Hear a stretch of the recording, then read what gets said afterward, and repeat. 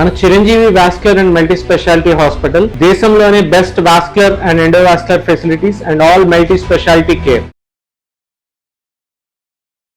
ప్రతి మహిళ లేదా ప్రతి ఆడపిల్ల 20 ఏళ్ల వయసు దాటిన తర్వాత ప్రతి నెలసరి కంప్లీట్ అయిన 5వ రోజు నుంచి 7వ రోజు లోపల బ్రెస్ట్ సెల్ఫ్ ఎగ్జామినేషన్ అన్నది కంపల్సరీ చేసుకోవాలి.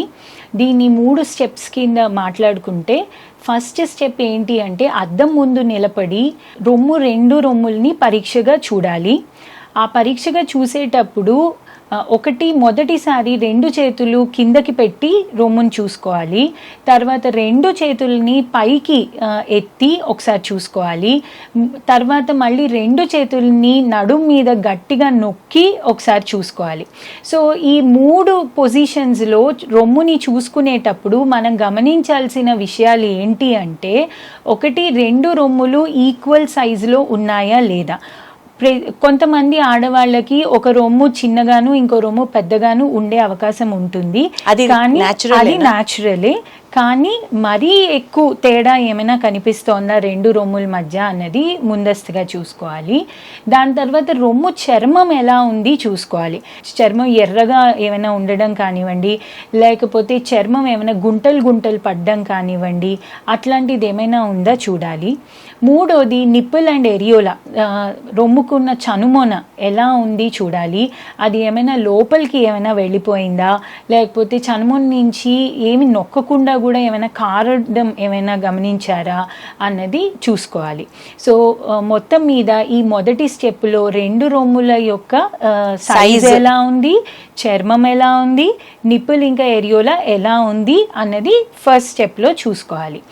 సో మా భాషలో దీన్ని ఇన్స్పెక్షన్ అంటాము. నెక్స్ట్ 2వ స్టెప్ ఏంటి అంటే 2వ స్టెప్ 3వ స్టెప్ ఏంటంటే చేతులతో నొక్కి చూసుకోవడం. మా భాషలో పాల్పేషన్ అంటాం. 2వ స్టెప్ మామూలుగా ఆడవాళ్ళు స్నానం చేస్తున్నప్పుడు కానీ లేదా ఇలా అద్దం ముందు నిలబడైనా సరే ఒక రొమ్ముని ఆపోజిట్ సైడ్ చేతితోటి నొక్కి చూసుకోవాలి. నొక్కి చూసే విధానంలో కూడా ఏంటి అంటే 3 విధానాలు ఉంటాయి. ఒకటి సర్క్యులర్ మోషన్లో నొక్కి చూడడం, 2వది వర్టికల్గా అంటే చనుమొన నుంచి పైకి వెళ్ళడం, తర్వాత అంటే పైనుంచి కింద వరకు వర్టికల్ వేలో సర్క్యులర్ వేలో తర్వాత 3rd వే రేడియల్గా అంటే చనుమొన నుంచి అవుట్ సైడ్కి వెళ్ళడం అలా అన్ని డైరెక్షన్స్లో కుడి రొమ్ముని ఎడమ చేత్తోనూ ఎడమ రొమ్ముని కుడి చేత్తోనూ నొక్కి చూసుకోవాలి. సో ఫస్ట్ నిలబడి చూసుకునేటప్పుడు చెయ్యి ఒకసారి పైకి లేపి, అంటే ఇప్పుడు ఎడమ రొమ్ముని పరీక్షించుకుంటున్నప్పుడు ఎడమ చేయిని పైకి లేపి ఒకసారి కుడి చేత్తో నొక్కి చూసుకోవాలి. మళ్ళీ ఎడమ చేయిని నడుం మీద పెట్టుకొని కుడి చేత్తో ఒకసారి నొక్కుకొని చూసుకోవాలి. ఆ నొక్కినప్పుడు ఈ 3 ప్యాటర్న్స్లో నొక్కినప్పుడు ఏమైనా గడ్డలాగా అనిపిస్తుందా అన్నది గమనించాలి. ఇందులో పేషెంట్స్ చేసే ఒక మిస్టేక్ ఏంటంటే, ఇవాళే ఒక పేషెంట్ని నేను చూశాను.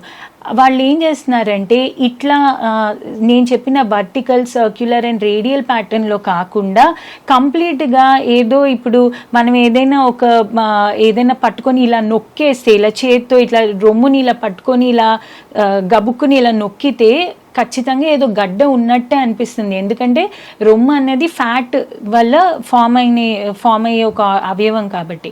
సో అలా పట్టుకొని ఎలా పడితే అలా నొక్కితే గడ్డ ఉన్నట్టుగానే అనిపిస్తుంది. అలా మొత్తం ఇలా చేత్తో ఏదో ఇప్పుడు ఈ చేత్తో ఇలా వాటర్ బాటిల్ పట్టుకొని ఇలా వాటర్ బాటిల్ని ముందుకు నొక్కినట్టుగా నొక్కకూడదు, అది పద్ధతి కాదు. సో నేను చెప్పినట్టుగా వర్టికల్గా, సర్క్యులర్గా అండ్ రేడియల్గా మాత్రమే చూసుకోవాలి. ఆ నొక్కేటప్పుడు కూడా ఛాతికి అగెయిన్స్ట్గా నొక్కుకోవాలి, అంతేగాని చర్మాన్ని ఇలా స్క్వీజ్ చేసినట్టు నొక్కకూడదు. ఇది 2nd స్టెప్. 3rd స్టెప్ ఏంటి అంటే సేమ్ ఇప్పుడు 2nd స్టెప్లో నిలబడి చేసాం కదా, అదే 3rd స్టెప్లో పడుకొని చేస్తాం. పడుకున్నప్పుడు ఏంటంటే ఒక చెయ్యిని పైకి పెట్టో లేకపోతే తల కింద పెట్టో, ఎటువైపు రొమ్ము అయితే పరీక్ష చేసుకుంటున్నామో అటువైపు చెయ్యి తల కింద పెట్టుకొని లేదా తల పైకి పెట్టుకొని మళ్ళీ ఆపోజిట్ హ్యాండ్ తోటి టెస్ట్ చేస్తామన్నమాట. ఇది పడుకొని చేసే పరీక్ష. సో ఇలా చేసుకుంటే ఏంటంటే రొమ్ములో ఎటువంటి చిన్న గడ్డ ఉన్నా మనకు తెలుస్తుంది. ఆ గడ్డ ఎలా ఉంది, సాఫ్ట్గా ఉందా హార్డ్గా ఉందా అన్నది మనకు తెలుస్తుంది. చనుమొన ఎలా ఉంది, పైగా నొక్కేటప్పుడు చనుమొన నుంచి అప్పటి వరకు కనిపించని ఏమైనా డిశ్చార్జ్ లైక్ బ్లడ్ కానివ్వండి, లేకపోతే మిల్క్ వైట్ కలర్లో కానివ్వండి, గ్రీన్ కలర్లో కానివ్వండి, అలా కొత్తగా ఏమైనా డిశ్చార్జ్ వస్తుందా అన్న విషయం కూడా మనకు తెలుస్తుంది. చాలా క్లియర్గా ఎక్స్ప్లెయిన్ చేశారు. నైస్. మ్యామోగ్రామ్ అంటే ఏంటండి, ఎవరెవరు చూపించుకోవాలి, ఎవరెవరు తీయించుకోవాలి, అండ్ ఇది మనం చేసే వీడియోస్ చాలా నార్మల్ వాళ్ళకి కూడా అర్థమయ్యే విధంగా ఉండాలి కాబట్టి మ్యామోగ్రామ్ తీయించుకున్న తర్వాత ఆ మ్యామోగ్రామ్లో వచ్చే రిపోర్ట్ని కూడా ఎలా చదివి అర్థం చేసుకోవాలో చెప్పండి సింప్లిఫైడ్గా. మనం ఫస్ట్ పార్ట్ ఆల్రెడీ చెప్పేసాం, breast self examination. So second part of screening of breast cancer ఏంటి అంటే ఈ మ్యామోగ్రామ్ అనమాట. 40 ఏళ్ళు పైబడిన మహిళలందరికీ మ్యామోగ్రామ్ చేయించుకోవచ్చు. మ్యామోగ్రామ్ అన్నది ఒక ఎక్స్రే. అదే 40 ఏళ్ళ కన్నా చిన్నవాళ్ళు ఏదైనా గడ్డ ఉంది, మేము అది ఏంటో తెలుసుకోవాలనుకుంటున్నాము అంటే అల్ట్రాసౌండ్ చేపిస్తాము. ఎందుకంటే స్కాన్లో అల్ట్రాసౌండ్లో రేడియేషన్ అన్నది ఉండదు. వేరస్ మ్యామోగ్రామ్ అనేది ఒక ఎక్స్రే కాబట్టి ఒక రేడియేషన్ అన్నది ఉంటుంది. సో మ్యామోగ్రామ్ 40 years పైన మహిళలకి మాత్రమే మ్యామోగ్రామ్ చేస్తాం. ప్లస్ దీని అడ్వాంటేజెస్ ఇంకా ఎక్కువ ఉంటాయి. మ్యామోగ్రామ్లో అతి చిన్న గడ్డ కూడా మనకి కనిపిస్తుంది. ప్లస్ క్యాల్సిఫికేషన్స్ కానివ్వండి, క్యాన్సర్కి ముందు స్టేజెస్ కానివ్వండి, అన్నీ కూడా మనకి చాలా బాగా కనిపిస్తాయి అన్నమాట. సో బేసికల్గా అది ఒక ఎక్స్రే. దాన్ని ఆ ఎక్స్రేని తీయడానికి ట్రైన్ అయిన టెక్నీషియన్సే ఆ మ్యామోగ్రామ్ని తీస్తారనమాట. మ్యామోగ్రామ్ రిపోర్ట్ చదవడం మాత్రం చాలా కష్టం. అది నార్మల్గా అందరికీ అర్థం కాదు.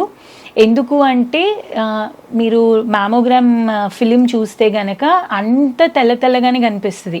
కాబట్టి ఆ గడ్డని ఐడెంటిఫై చేయడము, లేకపోతే క్యాన్సర్కి ముందస్తు స్టేజెస్ క్యాల్సిఫికేషన్స్ కానివ్వండి, అట్లాంటివి గుర్తించడం అనేది దానికి చాలా ట్రైనింగ్ కావాలి. అది మామూలుగా అందరూ మ్యామోగ్రామ్ని చదవడం కష్టం. మనం రెగ్యులర్గా చేసుకునేటటువంటి సెల్ఫ్ ఎగ్జామ్స్ ఉన్నాయి కదా, ఈ సెల్ఫ్ ఎగ్జామినేషన్లో మనకి ఏ గడ్డ కనిపించలేదు అనుకుందాం. అలాంటి సందర్భాలలో కూడా మ్యామోగ్రామ్ చేస్తే బ్రెస్ట్ క్యాన్సర్ ఉంది లేదా ఇనీషియల్ స్టేజెస్లో ఉన్నాం అని బయటపడిన సందర్భాలు ఏమైనా ఉంటాయా? ఉన్నాయండి, చాలా ఉన్నాయి. మ్యామోగ్రామ్లో లెస్ దెన్ 1 centimeter గడ్డ కూడా మనం ఐడెంటిఫై చేయగలుగుతాము. విచ్ అది మన సొంతంగా పరీక్ష చేసుకున్నప్పుడు దొరకపోవచ్చు. సో అందుకే మనకున్న గైడ్ లైన్స్ ప్రకారం 40 ఏళ్ళు దాటిన తర్వాత ప్రతి సంవత్సరం, అంటే సంవత్సరానికి ఒక్కసారి ప్రతి సంవత్సరం మ్యామోగ్రామ్ చేయించుకోవాలి ఆడవాళ్ళు అన్న గైడ్ లైన్స్ మనకు అందుకే ఉన్నాయి. ఎందుకు అంటే క్యాన్సర్కి ముందు స్టేజెస్ కానివ్వండి, లేకపోతే అతి చిన్న సైజులో గడ్డ ఈవెన్ లెస్ దెన్ 1 centimeter ఉన్నప్పుడు కూడా మనం మ్యామోగ్రామ్లో గుర్తించవచ్చు. సో బేసికల్గా ఇప్పుడు ఈ రొమ్ము క్యాన్సర్కి మన దగ్గర ఉన్నటువంటి ట్రీట్మెంట్స్ ఏంటండి? రొమ్ము క్యాన్సర్కి ఒక 5 నుంచి 6 రకాల ట్రీట్మెంట్స్ ఉన్నాయండి. ఫస్ట్ మనము బయాప్సీ చేసిన తర్వాత బయాప్సీలో IHC మార్కర్స్ అని చెప్పి చేస్తామన్నమాట. తద్వారా మనకి రొమ్ము క్యాన్సర్ ఏ రకం అన్నది తెలుస్తుంది.